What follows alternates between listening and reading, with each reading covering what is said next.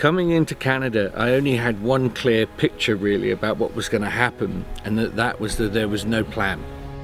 For almost 3 weeks, all the way from Nova Scotia through to Vancouver Island, I would just take my imagination out where the buses don't park and see what happens. The rewards from that are very high, but the terror in the hours leading up to this leap into the unknown, that's something to contend with. Life on the road is not always as glamorous as you may suspect it is. I'm traveling in a strange little kind of tour bus with 3 compadres, a sort of a cannon of lions roaring around with me, and we've been having great fun. We roll into town, we never quite know what's going to happen, but we know folks are turning up, and they have. I've been in barns, Masonic halls, lecture theatres, community centres, and I just step up there, and luckily I'm looking out at usually a sold-out crowd of radiant Canadians. There's some sort of group feeling that happens, some murmuration that happens that I really love.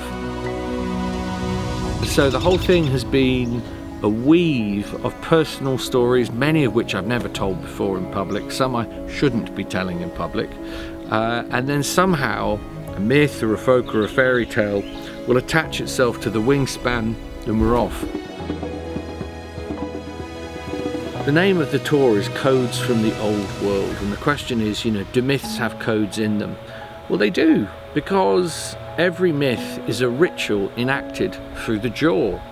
And every ritual is always codified to some degree.